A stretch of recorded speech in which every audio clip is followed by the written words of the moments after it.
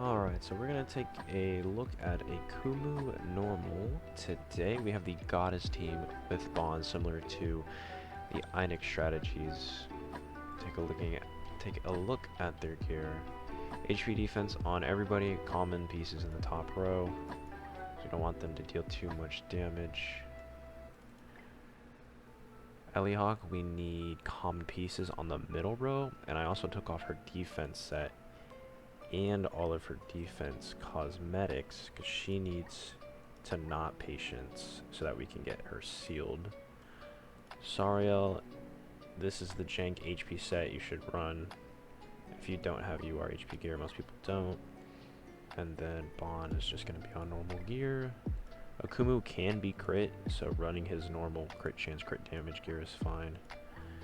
And then HP artifacts, HP food, same stuff. Let's give it a shot. Fuck.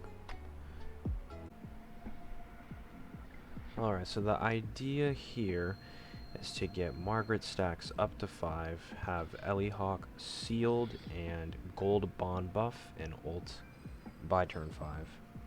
Quite the criteria here. We're going to start off by dumping some attack cards.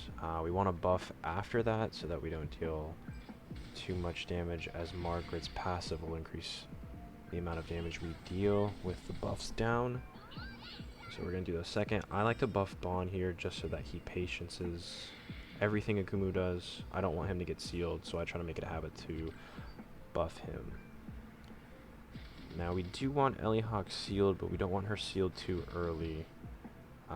By turn 2 as well, I would reset if you don't get a bond buff, because you want to be able to get gold, like I said, and if you don't get one by turn 2, then you're relying on a lot of RNG to get it on turns 3 and 4. So we don't want to merge them either. We want to wait till turn 3 because his passive will run out, so we're just going to try to dump attack cards around his cards so that they don't merge. Elihawk is still sealed here, I think, for another turn, so we can't use her buff either. And it merged there. We didn't get a bond buff, so that's kind of unfortunate. I'm not going to reset yet, though. I might, by the hands of Netmarble, get another 2 buffs. Not sure. It's risky. But we can start merging his buffs, and we can dump the rest of these attack cards. So it really doesn't matter as long as we can use Margaret's charge card, since that's a couple extra points, and then we'll merge. Elihawk's seal should be over next turn, so hopefully we can use her solidify.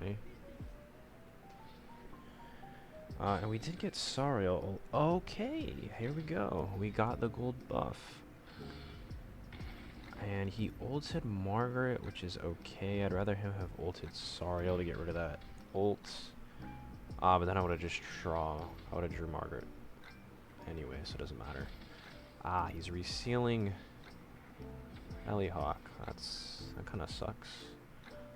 But turn 4, dump the charge card. We can merge all of bond buffs. We want ult by turn 5.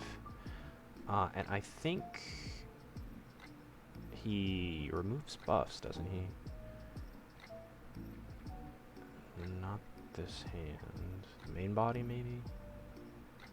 Yeah, removes buffs. Okay. So on hard and extreme, you can use the buff a turn early to get the HP. But here, it's best to just move cards. I wouldn't lock them because you don't get any points for locking, you get points for moving. And that's why we run common gear right there. The right hand almost died.